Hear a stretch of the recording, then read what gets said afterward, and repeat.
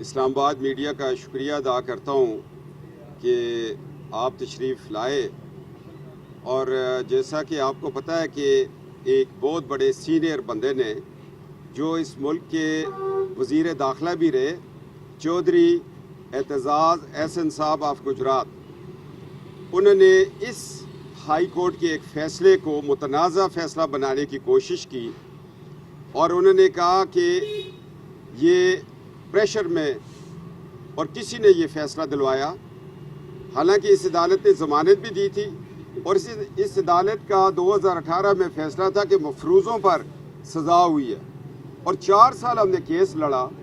اعتزاز احسن صاحب، آپ کو اگر کوئی پرابلم تھی تو نیب والے کئی دفعہ اپنا وکیل چینج کیے، آپ ان کی طرف سے وکالت نامہ لگا کے اس کیس کو لڑتے، آپ کو پتہ چل جاتا۔ جب آپ کے ہاتھ میں کچھ نہیں آیا، آپ نے 40 سال اس عدالت کی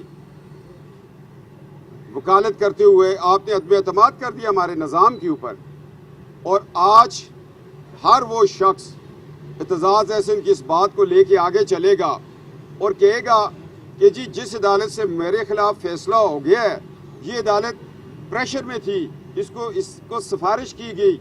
حالانکہ ایبٹ آباد کے اندر میرا ایک کیس تھا، ایک آنریبل جج صاحب نے ہمیں دو ٹوک الفاظ میں کہا کہ کیپٹن صفدر، ہم آپ کا کیس نہیں سنتے، کہ ایک پارٹی نے ہمیں اپروچ کر لی ہے۔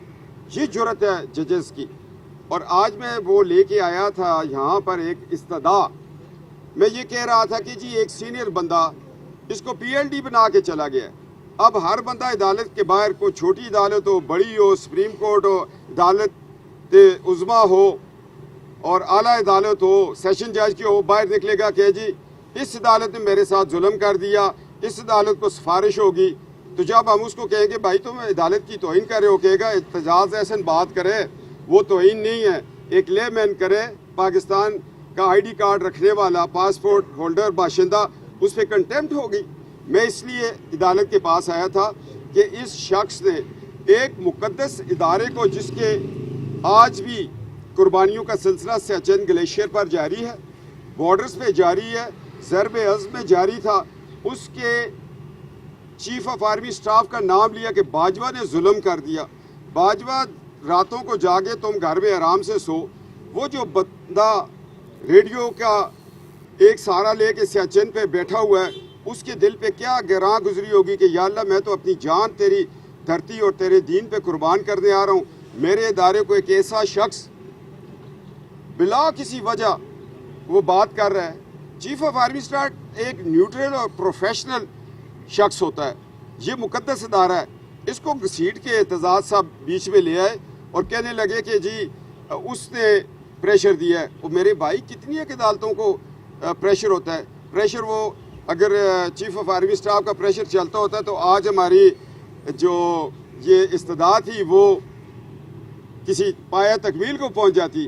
لہٰذا یہ ثابت ہو گیا کہ فوج عدالتوں کو پریشر نہیں دے سکتی، جس نے پریشر دیا تھا اس کو جسٹس وقار سیٹھ نے پھانسی کی سزا دے دی، بات ختم ہو گئی۔ ہم تو یہ عدالتیں چاہتے ہیں، مگر ایک مقدس ادارے کو متنازع کرنے کی کوشش کی۔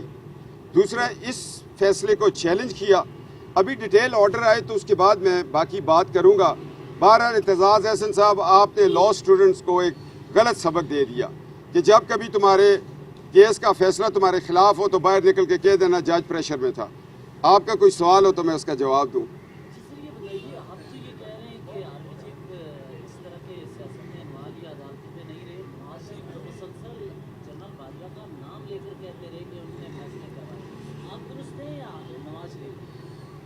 میں اس چیز کی بڑی احسن طریقے سے وضاحت کروں گا، چونکہ میرا کیس جو تھا، میرا کیس، اس میں اعتزاز احسن نے کہا کہ باجوہ نے ظلم کیا ہے۔ باجوہ نے کوئی ظلم نہیں کیا۔ جس بندے کے کیس میں کوئی انوالومنٹ ہے تو وہ اس کا آ کے آپ کو ثبوت دے گا، مگر یہ میں بتا سکتا ہوں کہ اس میں ہمارے کیس میں اگر کسی نے انوالومنٹ کرنی ہوتی تو ہمیں پہلے سزائیں نہ ہوتی۔ اس کو کیا حق حاصل ہے؟ یہ ہم سیاسی لوگ ہیں، ہم جواب دیں گے آپ فورم پہ۔ اعتزاز احسن ہمارا وکیل تھا کہ اس نے جا کے نواز شریف کے موقف کو آگے تقویت دینے کی کوشش کی۔ اصل میں وہ اپنا راستہ بنا رہا تھا کہ کسی طرح میں پی ٹی آئی میں چلا جاؤں اور پھر سینیٹر بن جاؤں۔ اگلی بات आपसे अलग बात करते हैं, ये चल नहीं सकेगा। एतजाज अहसन साहब पीपल्स पार्टी के रहनुमा हैं और पीपल्स पार्टी आपकी इत्तेहादी जमात है हुकूमत में, क्या आप उनके कायदीन से इसका शिकवा नहीं करेंगे, उनको नहीं कहेंगे कि बाकायदा इसके ऊपर? नूह अलैहिस्सलाम ने अपने बेटे को कहा था ना, कश्ती में बैठ जाओ वरना डूब जाओगे। तो ये पीपल्स पार्टी की कश्ती में बैठा होता तो ना डूबता। आगे सर कैप्टन साहब ये बताएं कि क्या हुकूमत अपनी मुद्दत पूरी करेगी? ये जो कहा जाता है कि हुकूमत की समझ नहीं आ रही कि आधी हुकूमत नूर की, आधी पीपल्स पार्टी की, आधी बाकियों की है, पार्टी आपकी बाहर है, इस वक्त गवर्नमेंट चला कौन रहा है सर? हुकूमत मुद्दत भी पूरी करेगी और आइन के मुताबिक मुद्दत बढ़ाएगी भी, और उसके बाद अगले 5 साल के लिए इंशाल्लाह इलेक्शन जीत के भी आएगी। सर ये कहा जा रहा है कि ज़मीनी इंतखाबात में शिकस्त के बाद नवाज शरीफ साहब ने बड़ी बरहमी का इजहार किया है पार्टी कायदीन पर कि जो वो मुतहरिक नहीं है, मरीम साहिबा लंदन चली गई है, नवाज शरीफ साहब के पास वक्त नहीं है पार्टी को टाइम देने का, इस पर क्या कहेंगे? ये बरहमी का नवाज साहब ने आपको मैसेज दिया कि मैंने किया, कहीं भी नहीं हुआ। वो 40 साल से सियासत कर रहे हैं। एक वक्त था हमने जब गुलाम साहब के ख़िलाफ़ इलेक्शन लड़ा था, उस वक्त भी तो हम अपोजिशन में बैठे थे। नवाज शरीफ बतौर लीडर ऑफ द अपोजिशन ही इस मुल्क को 8वीं ताकत का ऐलान नीला बट में करके आगे थे। अपोजिशनें और हुकूमतें अवाम की राय से होती हैं। ये एक इलेक्शन है। अगर इमरान खान को ये पता था कि मैं अपने लोग खड़े करूँगा तो नतीजा माइनस हो जाएगा। देखिए, जावेद हाशमी साहब हमारे एक सीनियर लीडर हैं, वो 5 सीटों पे लड़े थे, जीत के थे, इसमें क्या बात है? इमरान खान आए ना, एक सीट पे लड़े और बाकी अपने लोगों को दे।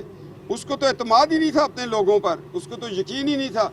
खुद दौड़े दौड़े चले गए जनाब। अभी फिर 4 सीटें छोड़ेंगे, फिर हम जीत लेंगे इंशाल्लाह।